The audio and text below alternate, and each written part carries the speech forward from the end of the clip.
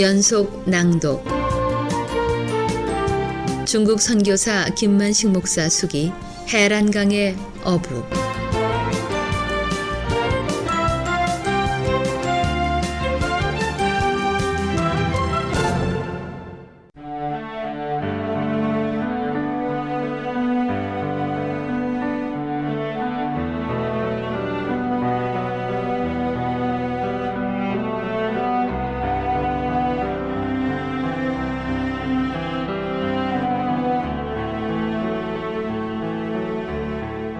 나를 데리고 가는 분은 사회적으로 지위가 높은 분인 것 같았다. 삼랑진에서 대구까지 가는 특급 열차인데도 차표도 없이 무임승차를 하고 나도 차표도 없이 특시를 이용했다. 열차 안에서 오가는 승무원들이 거수경례를 붙이면서 불편한 사항이 없는가를 묻는 것을 봤을 때 무척 지위가 높은 사람이라고 생각했다. 대구역에서 내리자 역장까지 마중을 나왔다. 나를 보더니 너는 귀한 사람을 만나서 출세를 했다고 내 머리를 쓰다듬어 주시기까지 했다. 새벽 1시에 도착한 대구역에서 나에게 자기 집에 데리고 가고 싶지만 자기 아내하고 의논을 한 후에 데리고 가겠다고 얘기하면서 오늘 밤은 가까운 여관을 얻어줄 테니 쉬라고 하면서 내일 아침 8시까지 오겠다고 했다. 마치 꿈을 꾸는 것 같아서 잠이 오지 않았다. 설레임은 아침까지 계속됐다. 꿈을 꾸는 것 같기도 하고 하나님이 우리 가정을 보살펴 주는 것만 같았다. 약속 시간인 아침 8시 그분이 돌아왔다. 집으로 가자는 얘기 대신 고향 집으로 돌아가라는 말이었다. 고향에서 죄를 짓고 도망 다니는 것이 아닌지 조금 염려스러운 데가 있다고 하면서 일단 고향 집에 가 있으면 편지를 할 테니 편지를 받고 오라고 했다. 나에게 꼭 편지를 할 테니 집에 가서 기다리라고 했던 대구시 중앙동 문화방송 앞 이청우 선생님에게서는 그 후 9개월 동안 편지를 기다렸지만 소식이 없었다. 날만 새면 기린목이 돼 마을 어귀에서 우체부 아저씨를 기다리는 것이 매일의 일과가 되었다. 우체부 아저씨가 우리 마을 앞을 지나가고 나면 허전한 마음이 들면서 다음 날을 기대해보고 싶었다. 다음 날도 그 다음 날도 나중에는 세월이 나를 속이고 있는 것만 같았다. 마을 사람들은 나를 정신 이상자로 생각하는 사람도 있었다. 희소식을 기대하던 기다림이었기에 그토록 오랜 세월을 기다렸을까? 해병대를 지원 입대하던 날까지도 기다리던 소식은 끝내 없었다. 피를 뽑아 팔아서라도 2달 동안 남한 일대를 모두 여행하고 돌아오리라 결심했는데 집을 떠난 지 10일 만에 고향에 돌아오게 되다니. 진영역에서 만난 이청우 선생님 이야기를 듣던 아버지는 아들이 귀인을 만났다고 기뻐하면서 코피가 차츰 멈추기 시작했다. 부모님은 9개월이 지나도록 기다리는 편지가 오지 않자 하나님이 무전여행을 하다가 고생하면 추운 날씨에 병이 들 것 같기에 이청우 선생님을 만나게 해서 집으로 돌려보냈다고 미련을 갖지 말라고 나를 위로해 주셨다.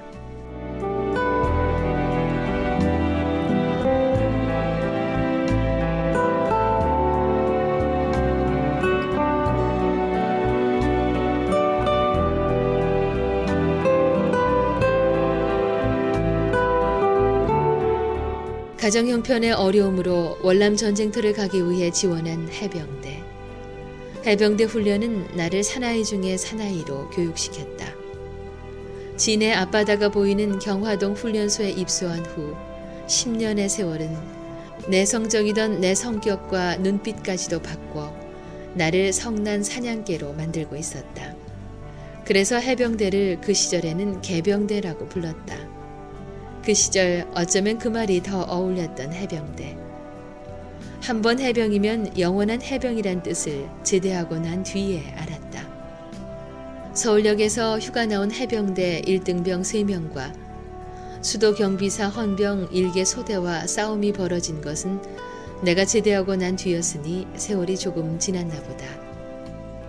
30여 명의 수도경비사령부 소속 군인들이 해병대 3명에게 쩔쩔매고 있는 것을 볼 수 있었다.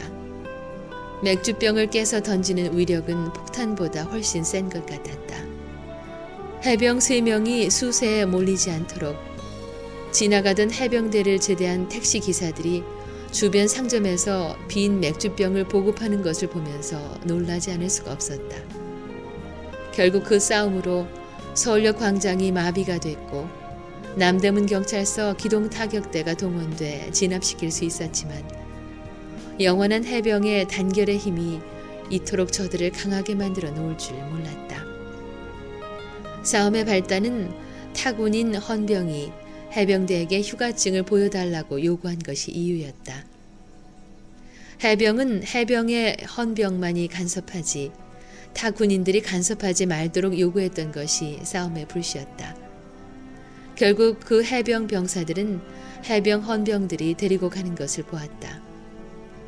입대 선서하던 날 머리를 깎게 하고 대한민국 남자로서 3대 의무 중 하나인 국방의 의무를 지키기 위해 입소한 귀관들을 진심으로 축하한다는 하사관 학교장의 격려서가 있었다. 나는 국민의 한 사람인 국방 의무를 마치기 위해 군인에 들어온 것이 아닌데 30여 분 동안 하사관 학교장의 환영사가 계속됐지만 나와는 전혀 관계없는 인사말이었다. 부모님에게 알리지도 않고 군에 입대한 내가 아닌가. 사제 옷을 벗기고 군복으로 갈아입히고 사제 옷을 집으로 붙여준다고 했다. 그 옷을 받아보는 우리 부모님이 얼마나 놀라실까. 어찌해야 좋을지 망설여지기만 하던 입소 선서식이었다. 월남 전쟁터로 떠나야 되는 그 시절의 군사훈련은 참으로 혹독했다. 그 추운 겨울 나는 진해 앞바다에서 불어오는 차디찬 바람을 맞으며 훈련장에서 팬티 바람으로 2시간 동안 12명의 피교육자들과 함께 추위에 못 이겨 턱을 떠는 오리 소리를 합창해야 했다. 훈련을 감독하는 구대장은 잔인한 사람 같았다. 피도 눈물도 없는 매섭고 매정한 인간 같았다. 구대장의 명령은 피교육자들의 행동이 되었고 그 명령 하나하나에 우리들이 짐승이 되기도 하고 사람이 되기도 했다. 연병장에서 강추위 속에 오리걸음을 걸을 때는 정말 오리가 되어 날아가 버리고 싶기만 했다.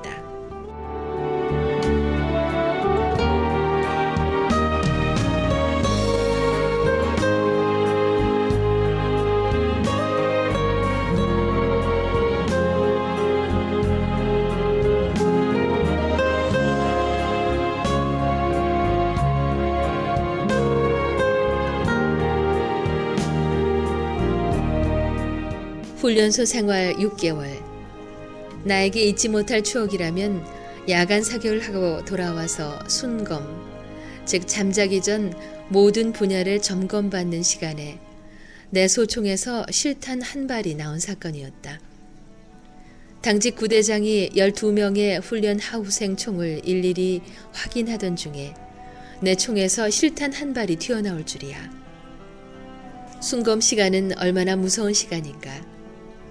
쥐죽은 듯 조용한 병사 복도에 실탄 한 발이 내무실 바닥으로 떨어지는 소리가 들리는 순간 훈련병 12명은 얼굴색이 파랗게 질려버렸다. 총 번호를 불러주는 구대장은 총 책임자가 누구냐고 물었다. 문제의 총 임자가 내가 아니기를 바라고 바랬는데 예, 7220-203 하구생 김만식. 큰 소리로 대답하자 팬티만 입고 순검을 받던 나를 복도에 내려오라고 했다. 야간 사격을 다녀왔기에 새벽 2시가 되어가고 있는 시간에 빨리 취침시키려고 취침 순검을 했던 것이다. 알몸이나 다름없는 나에게 5파운드 곡괭이 자루가 춤을 추면서 내 엉덩이를 부셔대는데 죽는 줄만 알았다. 그 시간 이후부터 실무에 근무하면서 내 엉덩이는 내 것이 아니라는 것을 알게 됐다. 군인 정신을 갖추지 못했다고 하면서 그날 밤 잠을 재우지 않았다. 사고의 발단은 내 옆에 서 있던 이우봉 동료가 자기 총은 정조준이 되지 않는다고 내 총을 빌려달라고 해서 빌려주었는데 사선에서 안전검사를 했으리라 방심했던 내 불찰이었다.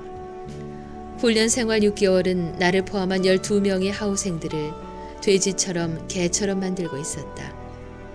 식사 시간만 되면 조금이라도 많이 남겨진 밥을 찾기에 내 눈은 광어 눈이 되어야 했고 내 옆 사람에겐 담겨진 밥이 더 많이 보이는 착시 현상까지 일어나고 있었다.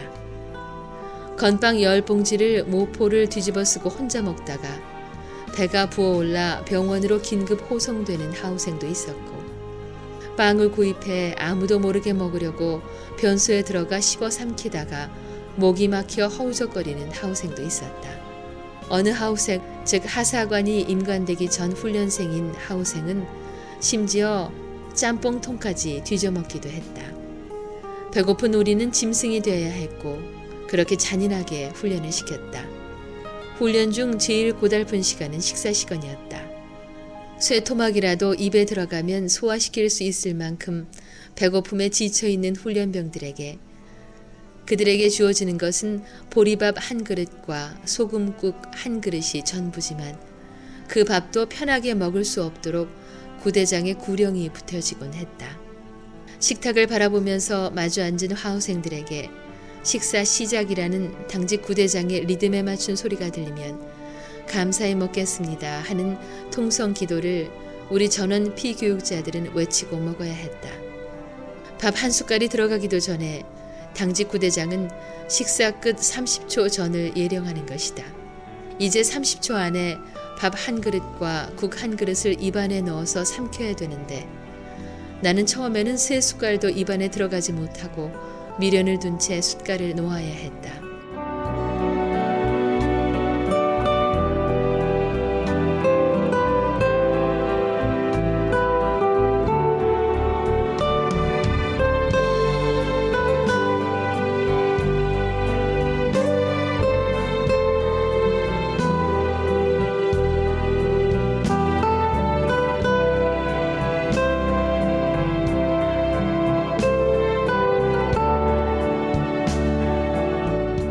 어느 병사는 남겨진 밥에 미련을 버리지 못하고 한 숟갈 더 먹겠다고 하다가 당직 구대장에게 들켜 짐승처럼 매를 맞는 모습은 우리를 화난 사자처럼 만들어가고 있었다.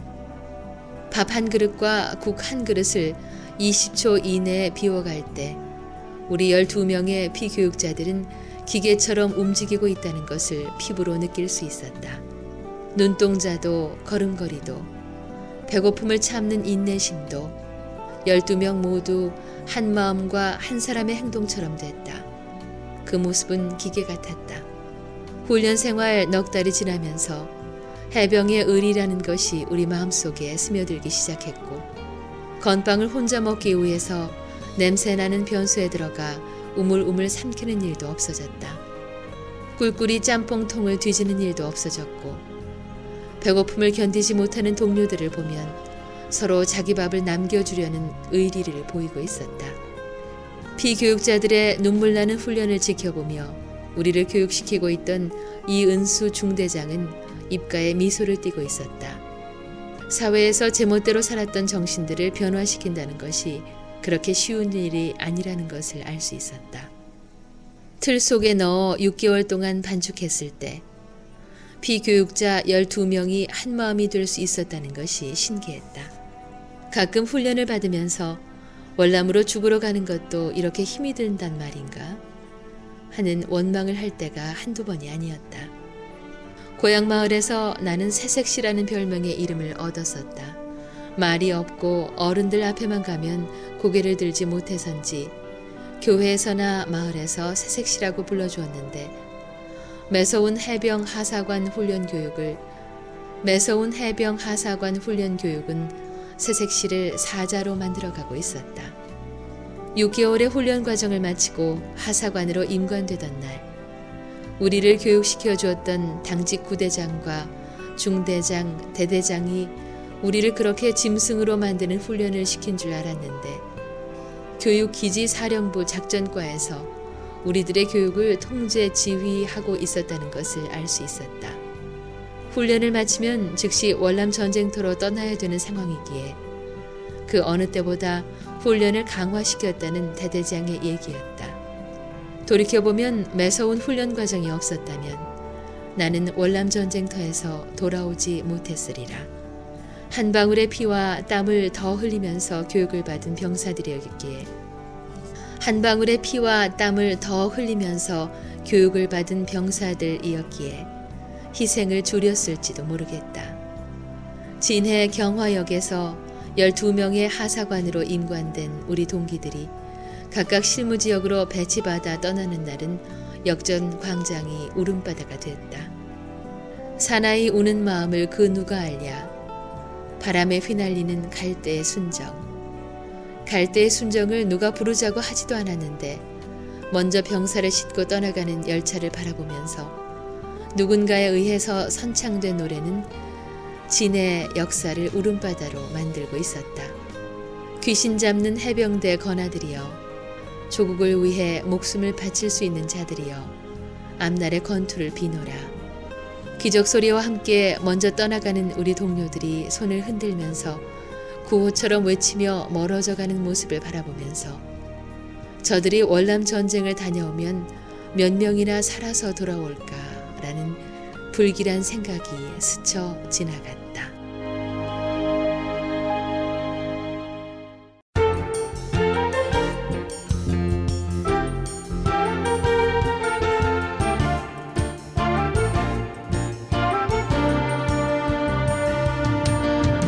중국 선교사 김만식 목사 수기 해란강의 어부, 지금까지 이정은이었습니다.